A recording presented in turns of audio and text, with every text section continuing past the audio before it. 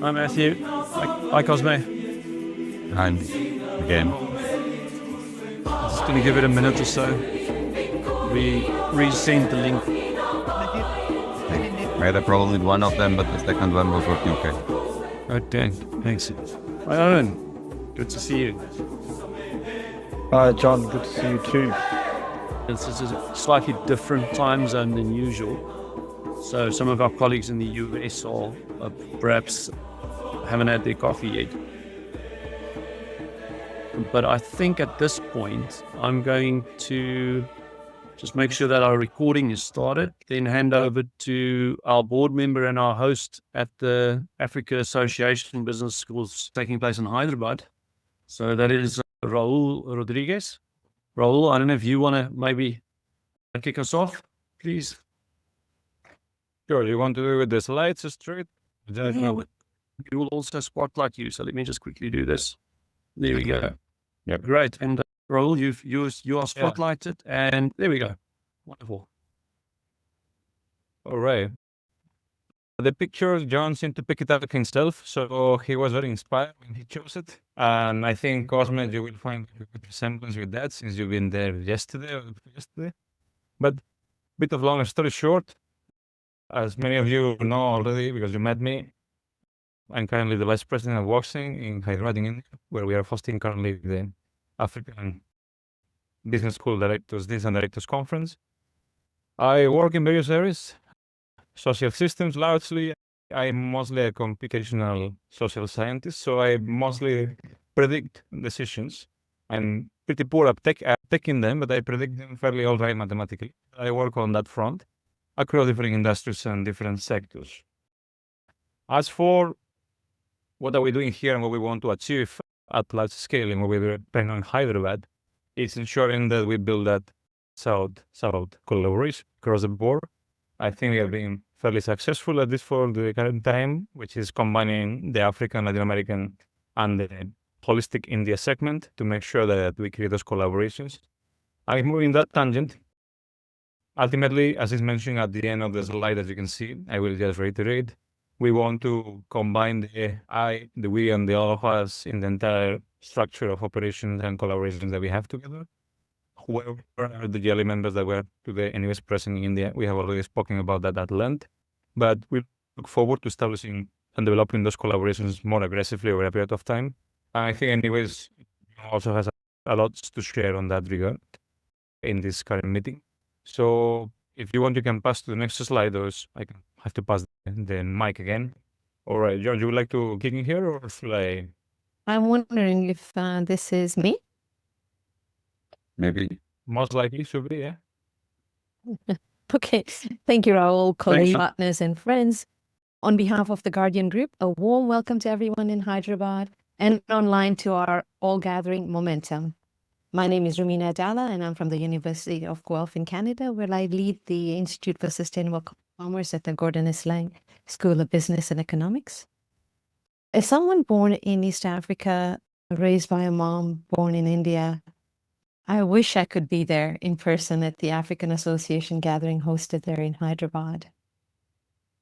Before I start, I would like to offer my gratitude to the lands on which the University of Guelph campuses are situated and the indigenous ancestors who have inhabited this land for centuries. I recognize that our campuses are located on the lands of the dish with one spoon wampum, and I offer my respects for the Mississaugas of the Credit, the Delaware Nation of the Moravian tongue, Six Nations of the Grand River, and the diverse communities of First Nations, Inuit, and Métis people who now reside on these lands. I also recognize that our educational and research enterprises occur on Indigenous lands, and we endeavor to ensure that our activities honor and respect Indigenous peoples. As the chair of the Guardians, I'm part of a small committed group of partner representatives who work together to ensure GRLI's work and ways of working remain connected to the core that gives GRLI its reason for existence. And on this call, I see my colleagues. I think Anna is here. Hi, Anna. And I believe Arman will be joining us as well. So what I'll cover, a brief refresher on the roles the role and purpose of the guardians, an update of our revised terms of reference, which will anchor the upcoming call for guardian nominations, a short overview of our conversation starter so we can move into today's check-in and reconnect with each other and the work. But first, gratitude. The current guardians are shown on the screen. Please connect with any of us if you have any questions or input on GRLI's direction and ways of engaging. And my sincere thanks to my predecessor, Vanessa Duckenfield, who's here with us, who stewarded the group through post-COVID years and convened us in London earlier this year to kick off the TOR, which is Terms of Reference revision. Thank you also to Anna, Jeff, Paolo, and Arman. So who and what are the guardians? The Guardian Group emerged from a broader reflection on GRLI's governance following our 2013 AGM in Paris. We model an evolving footprint of governance with three intrinsically linked elements. So the first is a council of partners, which are the full institutional partners who are the heart of GRLI. And then we have the board, which is legally and financially responsible for the GRLI Foundation. And then, of course, we have the Office of the Executive Director and Support Center, who are running our operations and coordinations. If the council is the beating heart, the Guardian Group is its lifeblood, elected from and representing the council to ensure GRLI's core values and ethics are present in our activities. The Guardians were formalized in 2013, the TOR expanded in 2016, and revised extensively in 2025. So in terms of the terms of reference, what's new and why it matters? We updated the terms of reference to keep our stewardship fit for purpose as GRLI increasingly serves as a connector across broader management education ecosystem. So in terms of clarifications, our purpose and activities are to uphold GRLI's vision, mission, and operating ethos, help design and facilitate council interactions, surface and encourage new impact initiatives and partner engagements. In terms of our composition and renewal, we will have up to 10 members with partner representation. Chair is ratified by the board. The terms are 2-year renewable and an annual cycle from the call for nominations to induction. In terms of selection, induction, and buddying, we have clear criteria and expectations with a 6-month buddy system so that new guardians integrate quickly and continuity is maintained. And in terms of our rhythms and expectations, we have at least 4 meetings per year, active involvement in the AGM, which includes co-facilitation, partner interaction, innovation updates, and scheduled touchpoints with the board and the support center. In terms of our performance and our learning, we have an annual effectiveness review using self-assessment and feedback from the board, support center, the council, and post-meeting surveys. And in terms of ethos and safeguards, we reaffirmed GRLI's values and guidance on reputational risk situations, conflict of interest, and escalation processes. So what does that mean for you? It means greater transparency about roles and rhythms and routes into stewardship, a smoother on-ramp for prospective guardians, and a clearer cadence for collaboration. Stronger feedback loops so promising practice becomes a shared pattern, not isolated success. So why am I telling you all this? We will shortly call for nominations, and the revised TORs will help potential nominees understand what the role entails, a note for the partners, some of our most active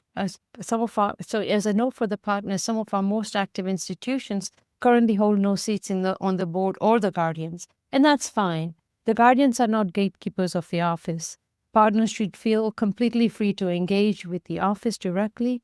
The expectation is that the executive director will keep the guardians informed when partners wish to place matters of relevance on the agenda.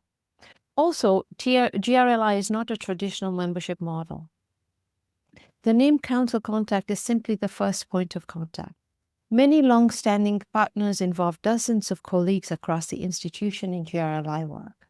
We encourage full partners to identify up to 12 individuals linked to their institutions, including collaborators beyond the immediate unit, NGO or corporate partners who may participate through institutional alignment. So the red thread of our work, we invite inquire, initiate, and impact. Before we move into connecting with each other, I would like to highlight that these guiding principles have been refined since our founding. And I expect there's a slide to show this because I can't see the PowerPoint.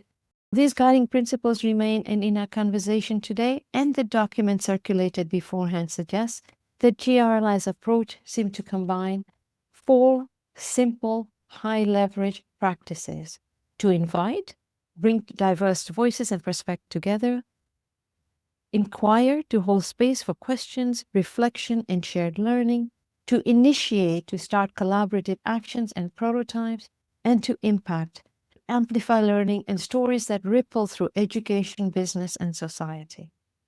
This rhythm keeps GRLI and its initiative relational, resilient, and grounded in action. So our shared inquiry, the question remains, what does it mean to be globally responsible now and in practice? So from the calls of action to the 50-20 agenda to the 2017 manifesto, and be the tipping point, the GRLI is intentionally small, nimble, and catalytic. Our aim is distributed activation, work beyond ego and beyond logo, co-stewarded by the Council of Partners alongside associates and strategic partners. Okay, so it's enough for me. Let's move into dialogue. To bring this to life, John will now set up the conversation starter to guide our check-in. As you contribute, consider how your contacts can invite, inquire, initiate, and create impact, and where you may wish to engage with the Guardians, propose an initiative, anchor an impact innovation circle, host a Deans and Directors cohort gathering, or nominate a colleague for stewardship. Thank you, and with that, let's move into dialogue. Thank you very much, Rumina, and thank you also, Raul, for the welcome and for hosting us here in Hyderabad. Colleagues, it's wonderful to see all of you on the screen now because we've had the spotlight. I'm only starting to see who all is online, and it's really lovely. I want to maybe just before we go into the dialogue, just say a little bit about how special it's been to experience the campus at Woxsen. And Raul was making reference to the fact that they were playing basketball.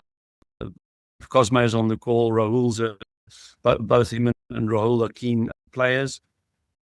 They have a wonderful sports facilities, lots of experiential learning experiences for their students, and it's a growing, because I think is most certainly from my small time in India, very typical of how this region is striving to create a better world and a better life for its citizens. Today, we had the first day of the African Association Deans and Directors Forum, where Daria very ably led a workshop. I don't think she's online yet because she's not feeling well, but she did really well and really did us proud. So I just wanted to start with that kind of off the cuff remark. So we want to suggest, since we're a relatively small group, given the strange time zone today, I'm going to open the rooms for 15 minutes. We'll have rooms of around 4 people. Gwen, would you mind just putting the slide on, if it's not on yet, of our check-in dialogue?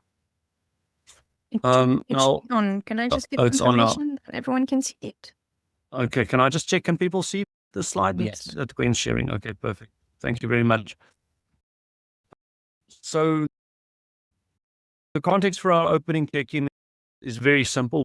We know that GRLI is really about catalyzing action through convening, facilitating, and incubating, and that we strive to hold spaces for collaboration. Someone said to me in a conversation recently, yes, indeed, we mustn't institutionalize the GRLI itself, but the work of the GRLI needs to be institutionalized. The question, the inquiry of the GRLI can be institutionalized. So I thought that was an interesting perspective. But this unique model of learning together, of collaborating, of connecting dots across regions and networks and associations, to create hands-on impact on the ground. It really affords a unique opportunity, and we saw that again today in the workshop here at AABS. So what we want to suggest for the check-in dialogue is that as 2025 comes to a close and we have 2026 in sight, we want you to do a short introduction in a small group and then reflect briefly on where and how am I, or if you coming to this from a more institutional perspective, we drawing on GRLI's core inquiry to either invite others to co-inquire, to create impact, or of course to initiate. So the 4 I's that Rumina touched on, and which are reflected in the small conversation starter document that we circulated beforehand. So where and how am I, or we, drawing on the question that the GRLI holds, which is, what does it mean to be globally responsible? And then secondly, if you get around to that, and you're very diligent, you might start thinking about what invitation or inquiry, initiative, or impactful learning you would like to bring or contribute during 2026. So it's just an opportunity to connect with a few of those in the room. I'm just checking the rooms. They should have roughly 3 to 4 people. Okay.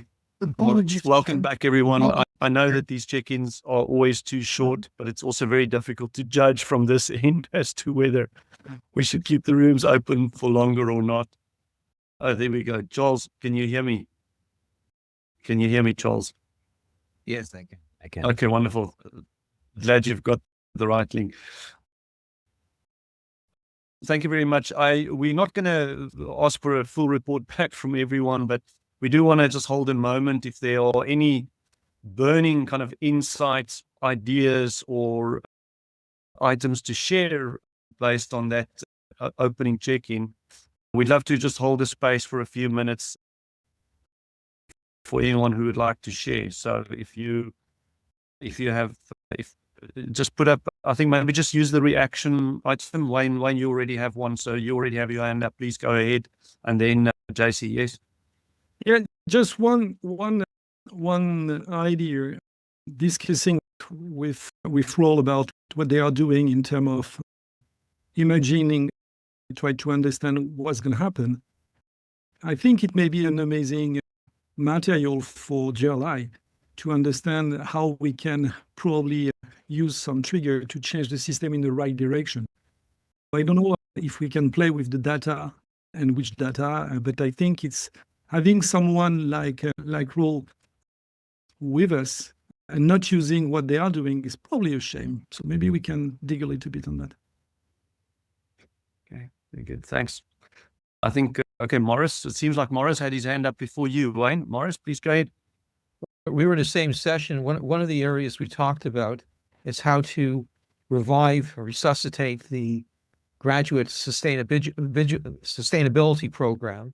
And one thought that came out, and this is, I'm going to mispronounce his name, Cosma, raised this sort of, and a few of us were thinking, I think all the same lines, do this through micro-credentialing.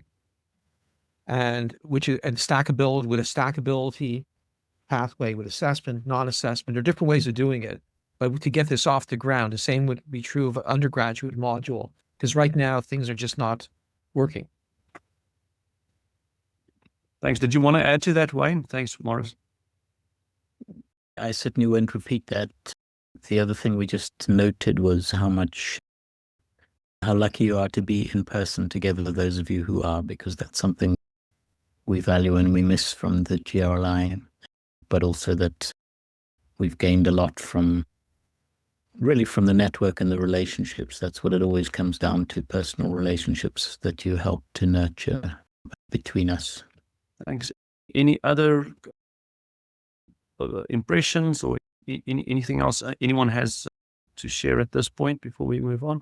Stephanie from CSB mentioned that the accreditation system was going more and more towards impact, and emphasizing how in that context GRLI could be relevant.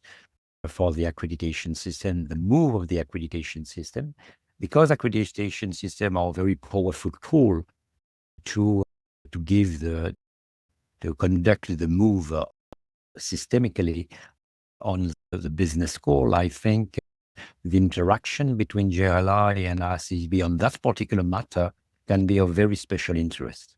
Many thanks, Pierre, and glad you can join us as well. Looking back briefly on the ways we've been working this year, and of course, earlier on, Rumina already touched on the fact that there was quite an extensive effort going on around renewing the terms of reference for the guardians, which I think is a very exciting phase for GRLI. If I had to summarize some of the key moments and I guess highlights almost of how things have been progressing, I would have to touch on the following. So scattered together, which I'll briefly touch on, and what we're seeing also here at AABS, the realization and kind of the proclamation that this question we hold around global responsibility, we don't claim to have the answer, but all of us needs to hold the question. In other words, that goes beyond the GRLI. Of course, we did welcome a new partner in Copenhagen Business School this year and some associates. And then when we touch on the finance update, I'll maybe just say something about how we are starting to see that that ensuring the GRLI's work proceeds, that we need three kind of layers of work: enablement, engagement, and then our ecosystemic role. Scattered together, I think, for those of you who haven't picked up on it yet, we started doing this actually 2 years ago, but I think this year we saw the potential that this holds, which is that we know, for instance, when AACSB has its Deans meeting, that there will be a number of deans, but there will also be affinity groups, and that a number of our partners and associates will potentially be there. And earlier this year, Kathy and Dale were there at the meeting in Las Vegas, and I was fortunate to join with Anna and Hannah and a number of others at EFND's Deans Conference, and it builds to the annual meetings of the two large accreditation bodies, our two strategic partners, our foundational strategic partners, but also into other spaces where some of our partners come together. In this case, it was Porto and Woxsen, to start asking questions how student-led initiatives could promote action learning for global responsibility. So the gathering of the GRLI, even though we aren't always in person, is taking place in person at places that are already on the scheduled course of events or programs. We had a number of our partners at the RME Week in various capacities, at the Deans Conference in Toronto, at the Research Conference in Belgrade. Include one of our incoming board members is Patricia. Patricia from Oikos International is the co-president that will be taking over from Michael Winter, including also a former Guardian, Florencia, which many of you are in touch with on the WhatsApp group.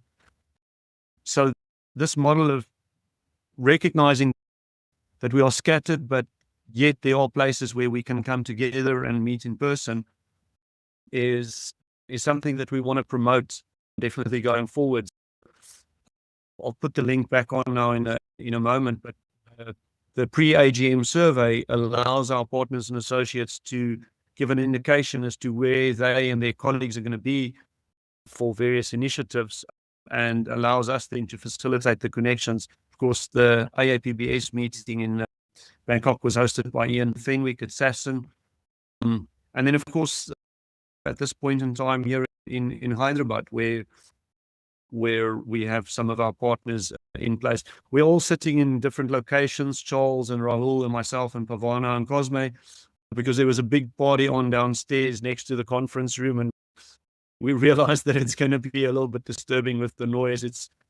I must say, again, India's colorful. It's an assault on the senses in many ways, but it's wonderful that the party was a little bit too much for us to be able to beat the sound. So scattered together is a key kind of theme for me from the year. For those of you who haven't done so yet, you're more than welcome to also encourage your colleagues that want to connect with the GRLI's work to complete the dashboard, provide their input. You'll see, I just put a snapshot of the live dashboard here. I see that Sheila's provided some input, and Wayne and Cosme and Travis from Colorado State. This is a way for us to just keep not tabs on our partners and associates, but to learn about where people are going, where their energy is, and where the opportunities are. So I think that's been a key kind of feature. I think the second thing of 2025, and that I'd like us to build on, is, and this is related to that, is our role in the ecosystem, which is the fact that there are all these networks and associations and initiatives, and how can we best support the amplification of our inquiry without necessarily needing to put the GRLI logo on everything.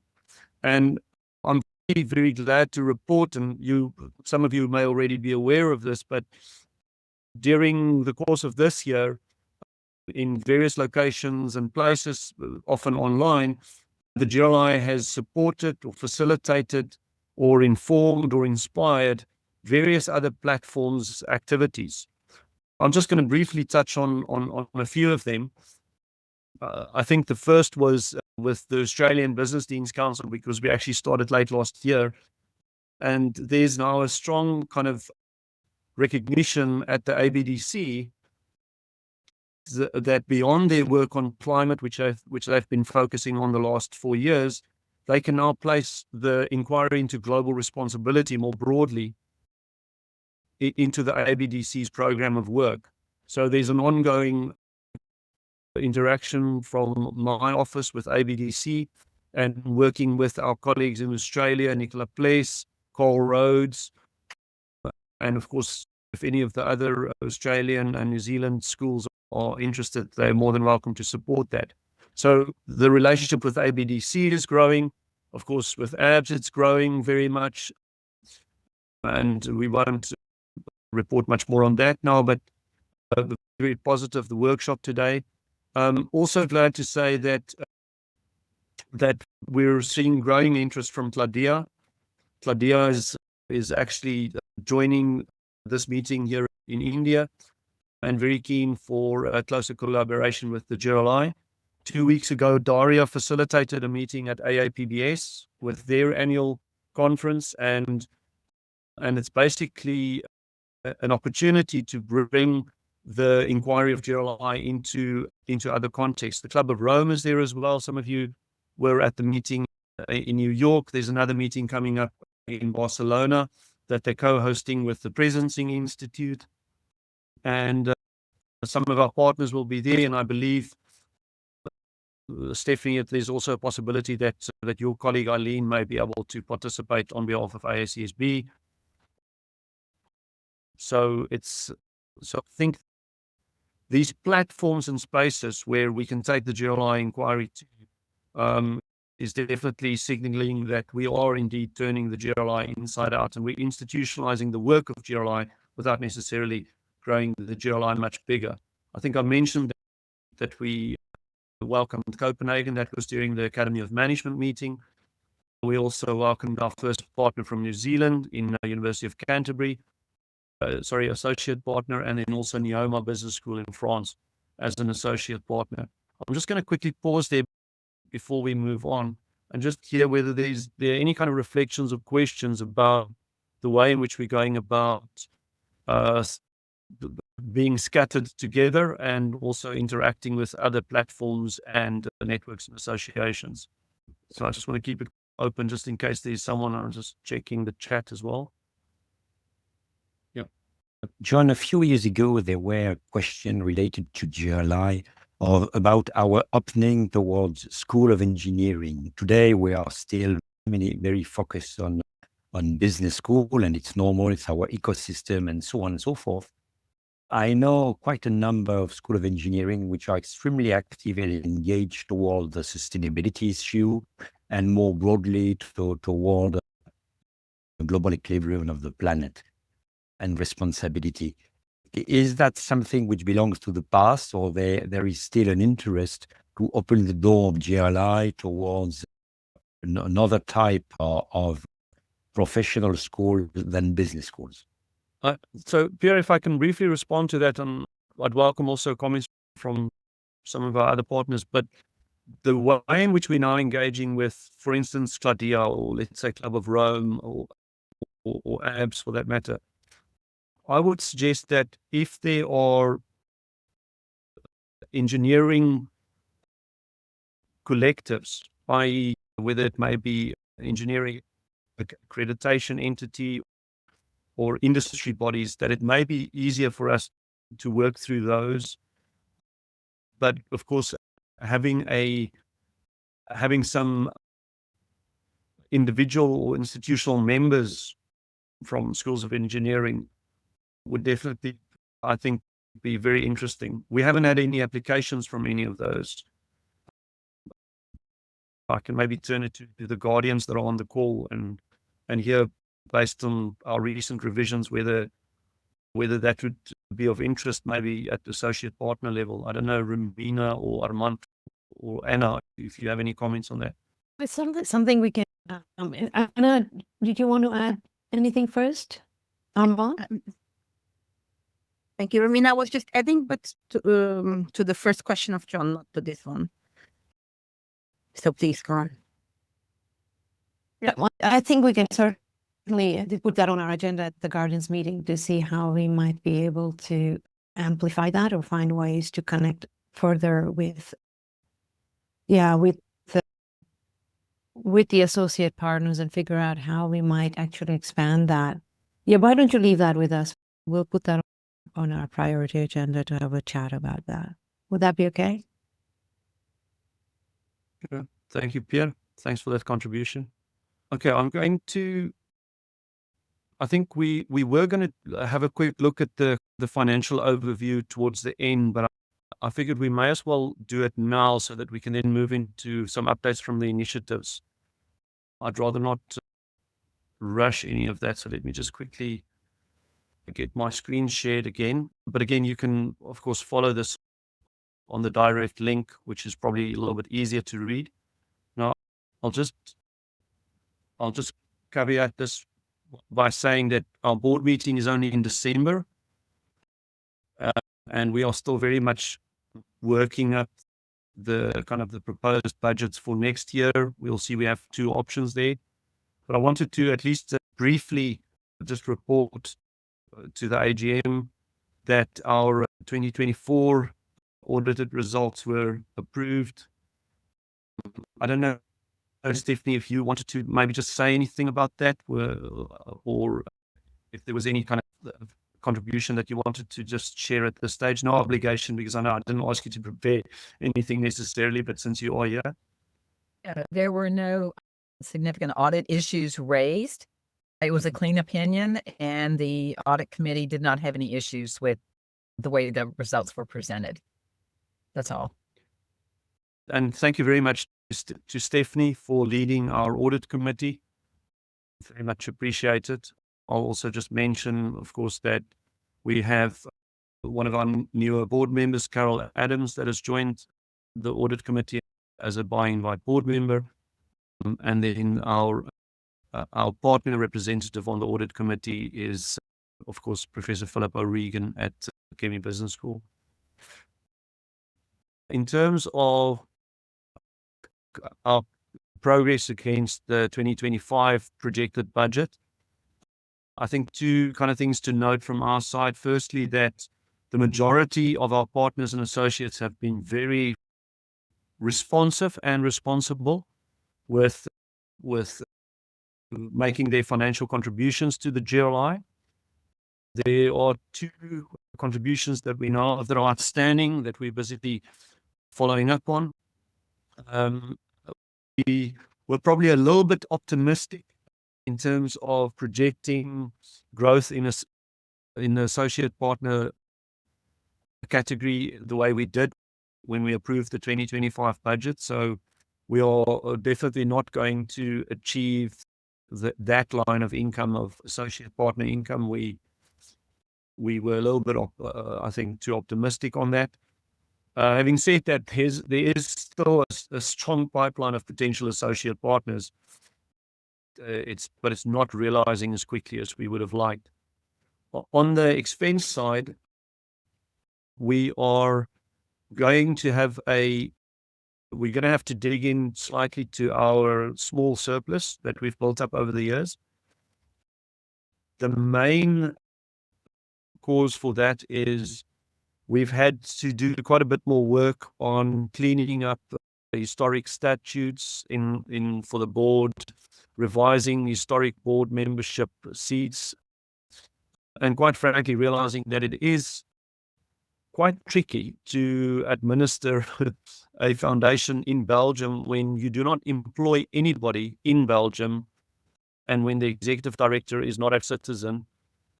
We have on the call today also, and we've announced it externally, Gwen Dairymaker. So Gwen has kindly agreed to join us on a part-time basis, and we are relying on Gwen for the last nearly 3 months now, just to help us get a few things in order. Ideally, we would like to have more of Gwen's time next year so that we can better support governance facilitation of the GRLI. So that will be in the high road budget scenario. But if not, then at minimum, we will hopefully have Gwen as a signatory on our bank account in Belgium, since she's based there and has agreed to act as a kind of a backup to myself for documents that needs to be signed and for kind of correspondence with auditors, lawyers, and so forth. Yeah, so as it stands, we're going to take to the board most likely two scenarios for the budget. But for this year, we have sufficient cash to meet all our expenses, but we will be drawing on some of our savings in order to make sure that we break even this year. We've had this in the past. I'm not massively concerned. I think it's also a bit of a function of where the world is at right now. But if you look at the amount of activity that's going on, the level of our reach, I trust that you will agree that the GRLI is still punching well above its weight. So I'd be happy to, if there are any kind of immediate comments or questions, happy to take that, but also, of course, offline between now and the 4th of December. So unless there's anything else, let's get on with the more interesting stuff. We've invited 2 people to bring short reflections, and I think given the time, JC, you may have to keep it maybe 1 minute shorter than what you were planning. But I'm going to stop sharing my screen. So we're going to have a short reflection from JC, followed by a short reflection from Vanessa. And then, Chris, if you want to hold some space around crucial conversations, and I'll do the tipping point update. That'll build the kind of positive momentum we need for looking ahead. And great. JC, thank you very much. Over to you. Yes, thank you, John, and hello again, everyone. I'm really happy to be with you. Really sad not to be in India with you, but that's very cool. You all know Sulitest and our marvelous tools, so we won't explain how good we are, but if you don't use our tool, don't hesitate. If I'm here, it's because we discussed with John a couple weeks ago, and I really wanted to share how in Sulitest we have used the GRLI principle and concretely what does it mean to not only put that as a communication, but as something that we live every day. So this is what you may have done something similar in your own organization, but this is the kind of document. It's our culture book where we have all the organizational stuff. And one of the first guiding value is the me, we, all of us. And the first thing that when you arrive at Sulitest as a staff member, we explain what do we mean about that. But as I mentioned, the interesting point is not the fact that we communicate like that, is because we try to put concrete element or concrete tool in order to help our staff to think with this way. So for instance, this is the grid that we use for how can we choose a transportation mode. But we have the same for how do we choose new material like new computer or things like that. So just for you to see, so this is a grid. If I ask one of my staff to go in a seminar or whatever, in Europe mainly, every staff member have to fill this form. So we try to understand what does it mean, a nice travel or a nice trip for an individual, for the person, for the me. If it's not too long, if you don't start at 2:00 a.m., if you can sleep in the train. So we try to, if it's comfortable or not, etc. We try to put a kind of analysis of for the perspective of from an individual perspective. For the organization, of course, the price is something important, but the fact that you can, for instance, in France, we have a good train. If you take the train, so we're going to check the cost, okay? But we can also check the fact that if you are in the train, you can work. If you are on the plane, you can't. Always more difficult, and in the car, it's absolutely not possible. And for all of us, we ask everyone to use a kind of tool to calculate the CO2 emission. But what is interesting here is we just show to individual that we are concerned, or we at least we take care of each part of the me, we and all of us. So at the end, the staff have to say, okay, I prefer that. And then since the beginning of when we launched that 2 years ago, we already always validate the choice of the staff. When we were at the EFMD conference, one of our staff chose to go by plane because it was not comfortable for her, and then come back by train, for instance, even if it was more expensive for the company. But this is what we are doing at the level in small decision, I would like to say, but it's also something that we are using since the beginning in our strategic decision. And so every time that we are at the kind of crossroad, we ask ourselves, really, what does it mean in terms of each individual, our own motivation? Why do I want to do that? And what does it mean, of course, in terms of business, for the social business, and of course, what could be the positive impact on that. So I won't, of course, dig into each detail of what we call the theory of change, but just to give you a few examples quickly. So this is the beginning of the theory of change, and I think lots of you are sharing that, the kind of statement that the world is not going very well, and then we want to act, and then we have different stage, and then we arrive. We made a decision 20 years ago to work in higher ed for different reasons. But one of the choice, we know that we are just a part of a big system. And if we want to act, even if we manage to change all the higher education system, and if we don't change lots of things in the governance or whatever, elsewhere, or the corporation, etc., it won't be enough. So we need also to be plugged into people who actually are doing the same kind of thing outside of academic systems. So we have some partnership. For instance, when we launch Task, we have asked all the networks like Global Compact, over corporation networks to give them advice and then to help them to use other tools, free tools for corporation. And then if we follow that, so we decide at this stage to work for higher ed, but then in higher ed, there are lots of things to do.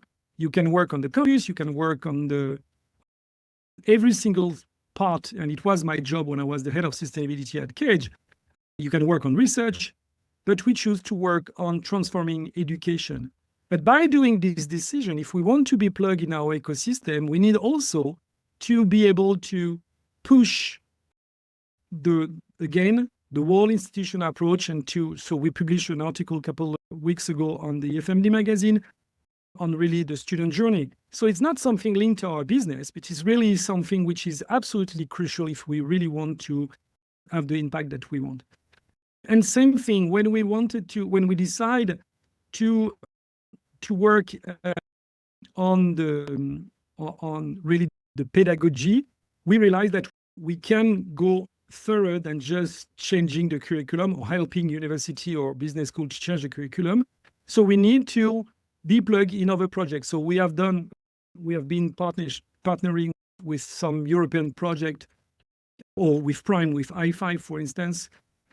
And then last but not least, when we decide to create tasks, we made a huge decision, meaning we decide to work only on knowledge. And there are lots of good reasons to work on knowledge, even if we definitely know that knowledge is not enough. We need to have sustainability literacy, is knowledge, skills, and mindset. So we make the decision to create something like task, an assessment, a robust assessment system on the knowledge part.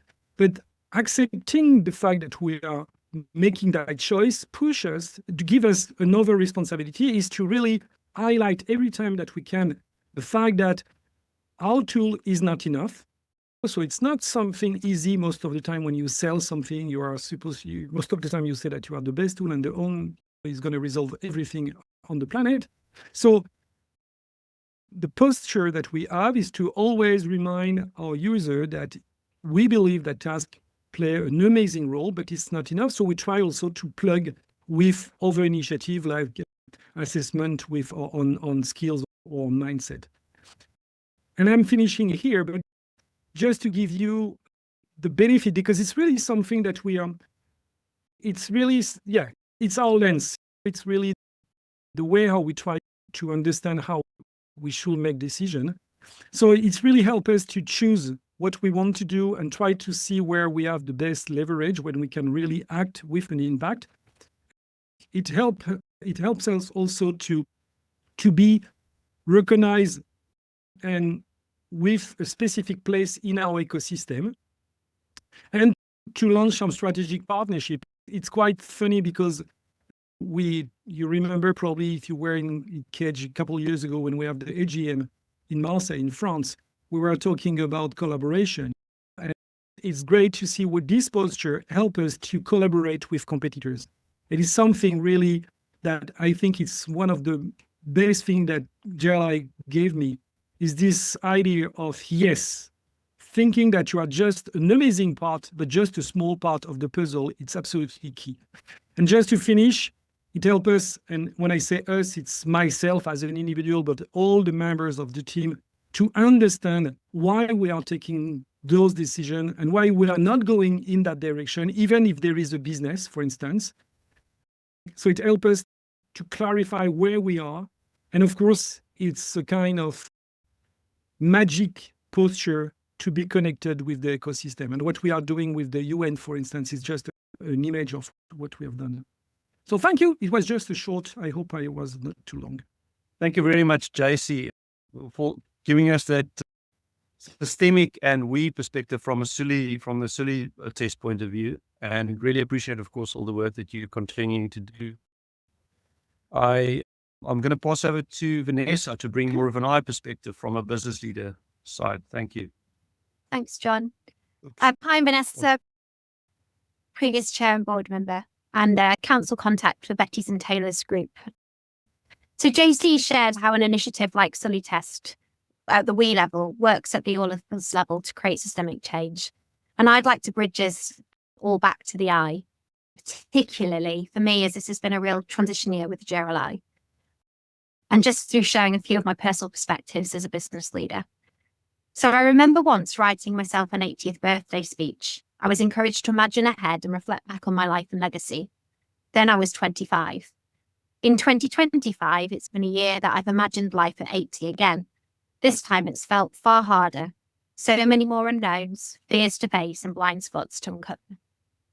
Not only is it a milestone year as I approach 40, the year has brought up so much about what the next 40 years of being a leader could bring, what I might be able to control, what I'll need to influence or believe in to see change happen, and where I feel helpless.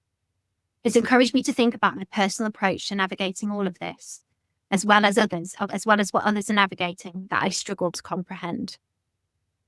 When I think forward, what questions might we be asking to globally responsible leaders in 40 years' time from now? And what are the critical questions that we need to be asking today, the ones that have the power to provoke and the power to influence ours and my own sense of the world? 2025 and the questions it's raised will leave an imprint in so many ways. Just a few of what's been in my mind this year. How does organisational design need to evolve to unlock new ways of leadership in a world of complexity and uncertainty? What skills and mindsets do we imagine will matter most in the next 50 years, and what are the critical foundations laid today? What causes short-term thinking over long-term stewardship? What role does education play in the foundations of adaptability, empathy, and lifelong learning? And what new ways of working need to ensure emergent systemic change that achieves this? But perhaps rising from it all, what does it really take for leaders to make sense together? Influence what might be shaped, equip ourselves and continue to learn together. For me, the GRLI is an absolutely critical space to experience, learn, and role model all of this. At 25, when I first imagined being 80, I imagined a life plan, critical milestones, expected outcomes, and things I wanted to achieve, planning over navigating and sensing, with an emphasis on reaching outcomes rather than how I got there. They were based on assumptions that I'd made a long time ago, and assumptions that changes in learning have challenged, particularly in the connections I've made through this network. Now what I want to be known for is not from a place of ego, but through the ecosystems that I might help to shape or influence. In 2025, my inner work has been a combination of finding the conscious thoughts, feelings, and behaviours that limit me, and then making a conscious effort to change them, emphasising the importance I place on self-awareness, working in change, and in relationship to others. It's been an empowering place to place emphasis on this inner work, because things can shift in my outer world when my inner world changes. So many more perspectives, scenarios, and opportunities open up. And how does the GRLI fit here? In my experience, it's really hard to see the wood from the trees in our inner world when we do this alone. It can be hard to be the mirror for ourselves all of the time. Reflection from peers so you can trust and be open with, and be vulnerable with, is invaluable. In 2025, I've had the privilege to connect with people across the GRLI network, to make sense, to listen, to share, and to become more aware and more confident. As I stepped from the board in the GRLI chair role last spring, I was able to meet with many of the people today in person. I was able to host John and Claire in my hometown, all of which will leave an imprint on how I lead into the future. I've also been able to connect with many individuals in the network on specific areas of focus in my own professional areas, share new methodologies, learn from others, and work with emerging questions about the future. What a rich opportunity the GRLI has brought to my inner world and my inner work as a leader, and what I influence and take forward. In 2026, I look forward to using this amazing space to further deepen my practice and to challenge all of what it takes to be a globally responsible leader, starting with I and an inside-out approach.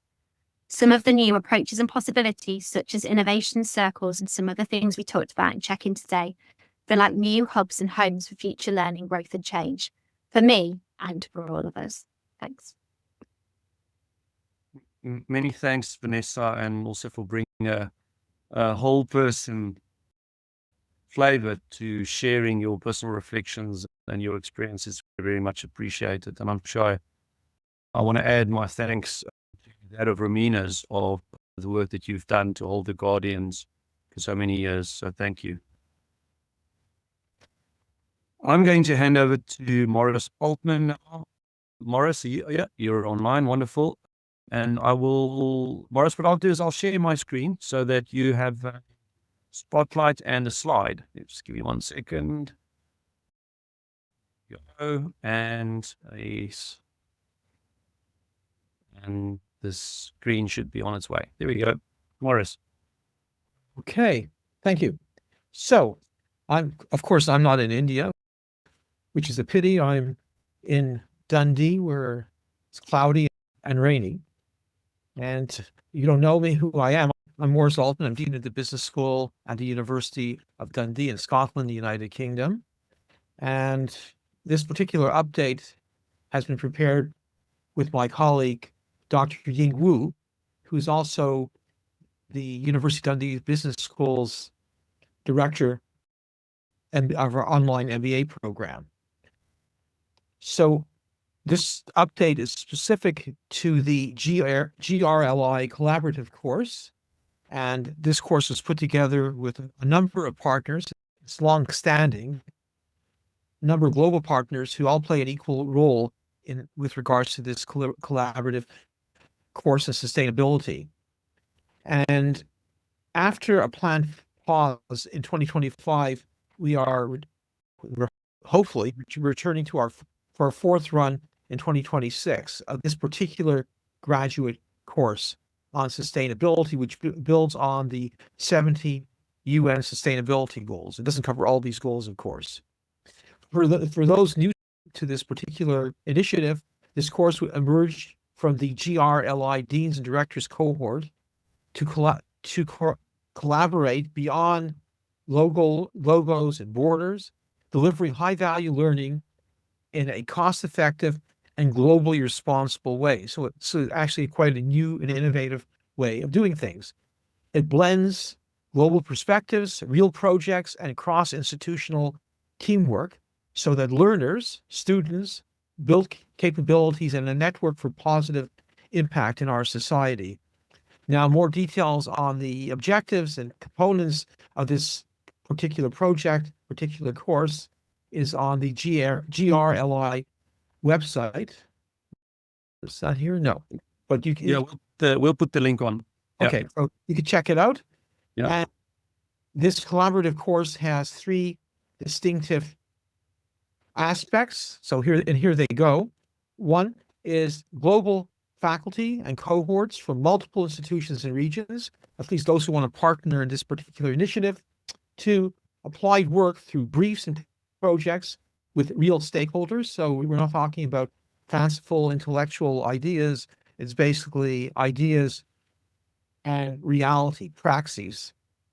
And also there's transferability through modules that partners can adopt and adapt across executive education and MBA formats. And one thing to point out, there has been problems in maintaining this initiative in terms of maintaining partners in attracting students. And that's really serious because a lot of students, not enough students are always interested in this particular course.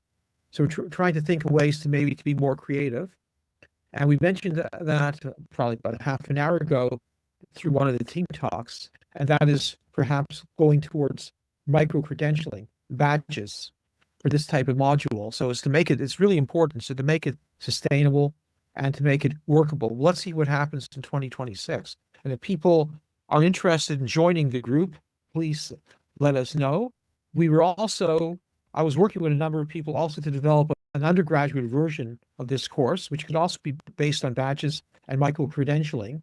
And it's a bit of a hiatus because there wasn't enough ongoing interest. But here too, at an undergraduate level, I think there's a lot of potential there as well. So some work on this.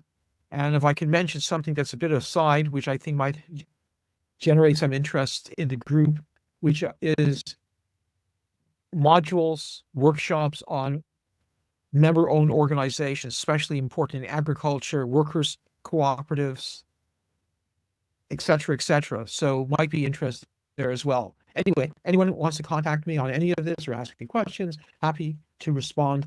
And I also, once again, want to thank very much my colleague, Dr. Ying Wu, who she's teaching, I think she might be back, but she was teaching an MBA course, so she couldn't make it here.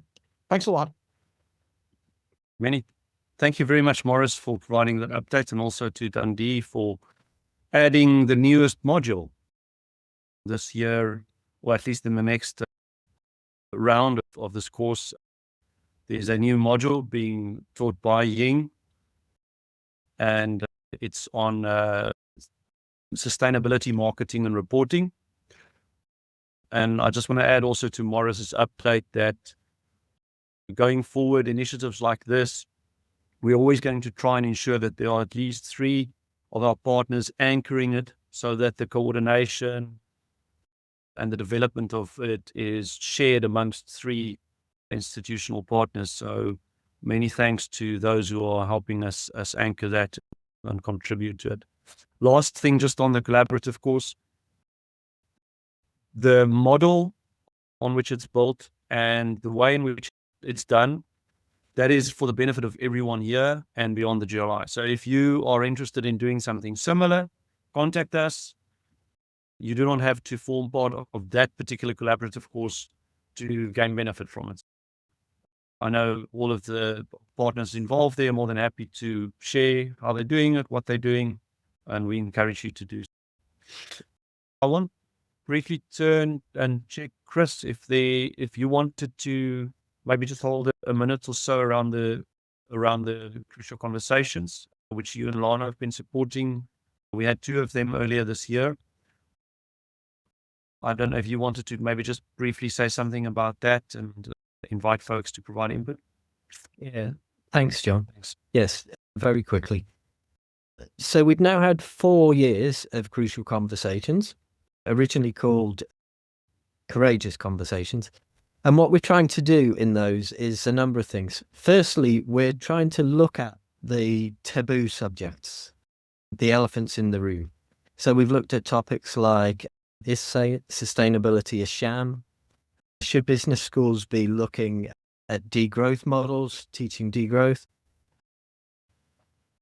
How business schools might decolonize themselves, and so on. And we're trying to do that in a conversational setting.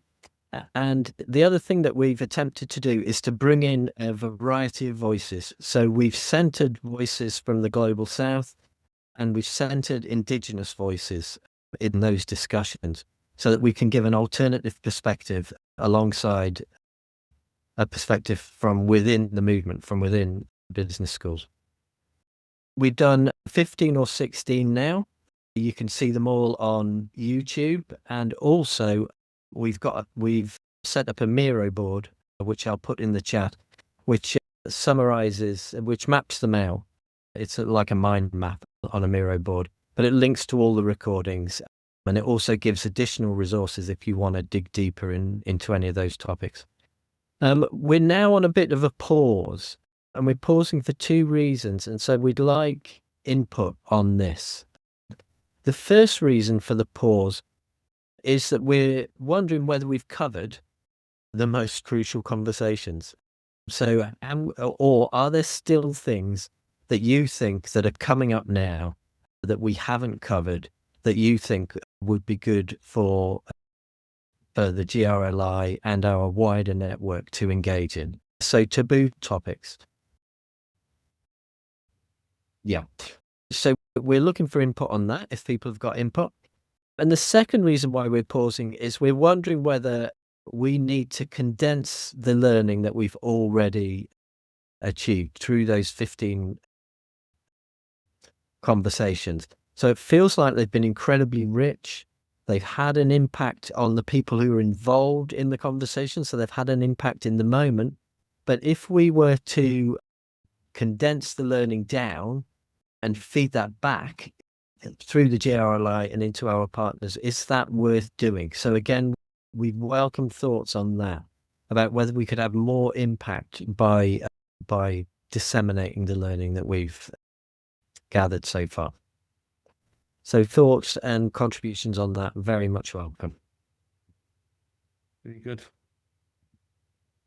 And thank you very much, Chris, and also to Lana for holding and supporting these. And so the invite from Chris, and of course anyone is welcome to channel that via myself or the GRLI office.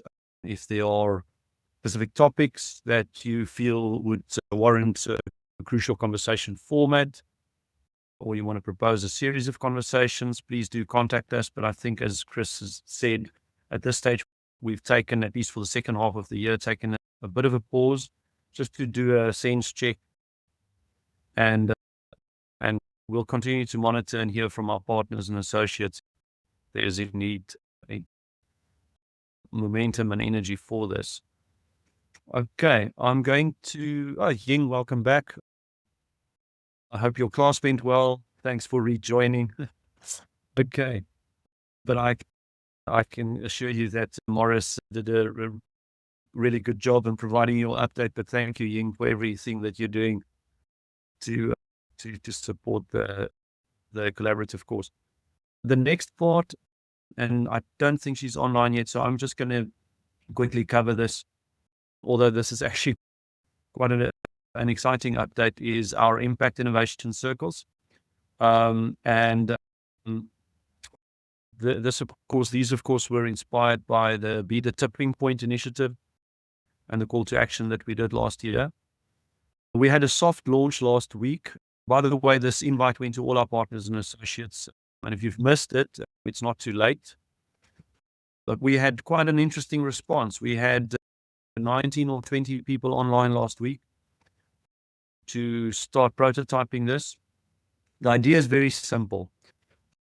We are inviting the formation of circles that comprises of 3 anchoring institutions, and each one of those anchors bring 2 allies. In other words, it forms a circle of 9 institutions, represented in some places by a dean, in some by a program director, in some by an associate dean, in some by a professor who teaches a particular topic.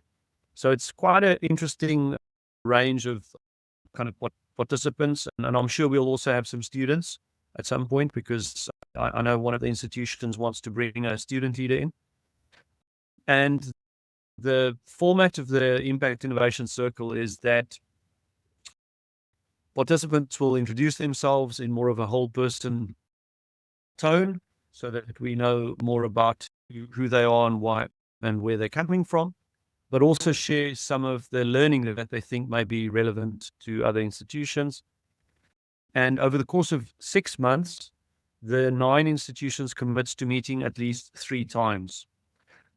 And I can quickly just put this on a slide as well in case it helps, but they will meet 3 times, and the only expectation is that they will pay the learning forward. So if you can see my screen now, and this is a slightly bad screen capture. We had last week St. Gallen, Woxsen, Deakin, Porto, Exeter. I don't know if someone from Dundee was there, but I know that they're interested. Grosvenor wasn't there, but they're interested. They're going to form a circle. Esade we met with, Pretoria, University of New South Wales, KLU, Copenhagen, etc. You will probably recognize the logos as we go through them. UTS was there. I know we're meeting Guelph, Gordon, Lang School of Business shortly. But basically, we would like to have 3 circles of 9 institutions going. And in my conversation with Vanessa and Holly at Betty's and Taylor's a few weeks ago, I also said that this does not only need to be confined only to business schools, to your question, Pio. The only expectation is that as the circles do their work, where they share their learning with each other, they set the themes, the topics, what they're sharing, but by the end of the 6 months, we'd like them to pay the learning forward. In other words, distill the learning. If they have any new prototypes emerging from the circle, if there's any material that's co-developed through the circles, that they are prepared to put that in the commons. And this circles back to the idea of creating positive tipping points in and through business and business education by ensuring that we don't paywall things that ought to be in the commons. There's some material that we've been using to communicate about this. You'll see that it's branded business education, the tipping point, the tipping point. We are not putting the GRLI logo all over it. It does say that it's a gateway initiative for global responsibility, because obviously our partners are the ones that are very much anchoring this. And please do look out for these. Daria is boldly leading the charge on getting these together and supporting them. So I want to really encourage you to look into that and set up a meeting with us to discuss if you have any questions. So I'm being told that the slide is gone. Oh, can everyone see the slide? Okay. So that is, if there are any questions right now on these, more than happy to try and respond. Although I will probably refer to Daria if it gets more technical or detailed. Okay. And then I think it moves us to the kind of the closing part of the meeting, at least from this end, and we'll keep the Zoom open afterwards as well, which is that in terms of governance, Rumina's already mentioned that there's a call going out for guardian nominations, and that will be done using the new terms of reference. In parallel, there's also been a call put out for board nominations, and specifically in the category of partner representation on the board. But since that is on the table, I want to use this opportunity to just briefly acknowledge, at least in this context, and then I know it will also be done at the board meeting, because Maxwell will be stepping down as immediate past chairman from the board, and of course Claire, there's going to be many tears, I'm sure, at the board meeting for various reasons. Maybe when you have your last board meeting in December, maybe you will be one of those shedding tears of joy, and you're welcome to unmute yourself if you wanted to maybe just say something about that. And with that also, thanks to Wayne, who served 2 terms as a by invite member of the board. So thank you very much also to Wayne. But I wanted to ask Claire if there was anything that you wanted to just share at this point. Gosh, thank you, John. I'll keep this very brief because I know we're on a tight time schedule, but it is an opportunity to say a huge thank you to everyone who's been part of the GRLI and is part of the GRLI for your commitment to the future. And I couldn't have done any of it without the core team of John and Anders, and most latterly Daria and Gwen. It's been a privilege. It's an overused word, and it's been perhaps dismissed too speedily. But it has been an absolute pleasure and a privilege to serve alongside the core team and you. I think we're entering into some pretty tricky waters, and the depth of relationships and the connections that we've made will, I think and hope, see us through some challenging times ahead. But I know that I am leaving the board and the GRLI, a core team, and to some extent the GRLI, in extremely safe hands. And so I wish you all the very, very best. Thank you, John. Thank you very much. There will be tears because there have been some already. And they were still. Thank you very much. Thank you. And then I'm going to refrain from putting the last slide up. John? Yes, Anders, please go ahead. Would it be all right to just hear very briefly from Wayne? I was about to, but knowing Wayne, I was hoping that he may have something more than just a short reflection. Wayne, if you were about to unmute, if you could just give me 1 second. I'm not going to put the last slide up simply because we had a slight technical glitch at my end, but I think it's worth just mentioning that incoming board members, we've already touched on it, of course, is then Rumina, who now chairs the Guardians. So Rumina is welcomed as a board member starting in December. In fact, Rumina, your name is already on the Belgian Monitor as a board member. Also Carol Adams, who I mentioned, has joined the audit committee as a by invite member of the board. And then replacing Michael Winter starting in December will be Patricia Zitzer from Oikos International. Just wanted to acknowledge that. And then Wayne, I did not tee you up for anything, but you have never been at a loss for words. I don't know if you wanted to maybe just share a few thoughts. Thanks, Jonathan. Thanks to everyone. I guess my only reflection and you all know this, I'm among friends, is that it's been a pleasure to serve on the board, mainly because GRLI is a very different kind of organization.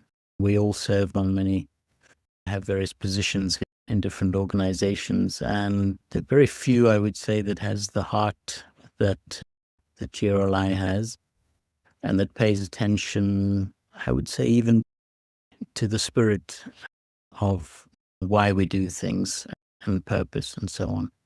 And it's been a pleasure, and it's been great just getting to know everyone I have, and we have connections already, and those will continue, and I'll continue to connect and to contribute in whatever way is most useful. So thanks, everyone.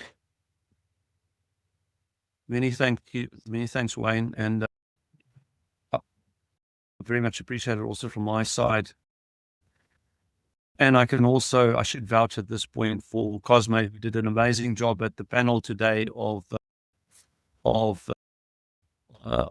promoting some of the principles in thriving, which of course continues to inspire a lot of our work. So thank you very much for your thought leadership that you bring.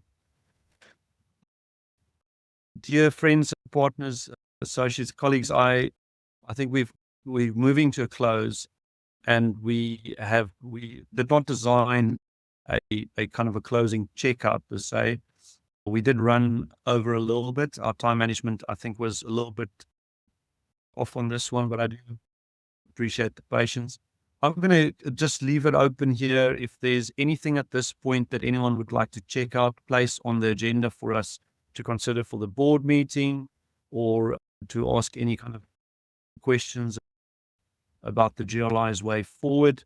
I know there's some of you were in the small groups, had some conversation, but haven't had an opportunity to say anything, and may have something that you would like to leave in the room before we continue. There's no obligation, but I'll mute myself for a second, and maybe if you could just put up your hands using the indication, and let's see who all is there. Okay, I see Morris. Is there anyone else? I just want to make sure that we've got an overview of anyone who would like to. Okay, Morris, please go ahead. Okay, sure. Maybe this is quite controversial and not necessarily cool, but I think it'll be very useful and important to talk about pro-growth strategies in the context of democratic capitalism, because I do think that's going to be vitally important given everything else that's happening in the world, and especially to garner support from a broader population base where people want to get themselves out of poverty and into a better space economically and socially. The other point, which I don't think GRLI is spending enough attention to, is member-owned organization, which is not for everyone, but it's one critical pathway to the future, and both in developed countries and in developing countries. So just wanted to raise those 2 points. Thank you. Thank you very much. Noted. And if there's anyone else who wanted to, okay. So I think what we're going to do is we're going to bring this to a close. Then I want to suggest is that we very simply unmute ourselves. And since we are in so many different places in the world, we can greet each other using our own home language before we log off. And I think the easiest way is if I just call out the names as I see them on the screen, and then you can just say goodbye to everyone in your home language. Okay. Gwen. Au revoir. Claire. In Yorkshire dialects, ta-ra. Anders. Farväl. Chris. Farewell. Vanessa. Ta-ra. Pierre Tapi. Merci et à bientôt. Ying. 再见. JC. It's a good thing he's on mute. Let's try that again. JC. À très bientôt. Okay. Make sure you're all unmuted, right? Because I'm going to call your name. Cosme. Yes. Wayne. Cheers. Charles.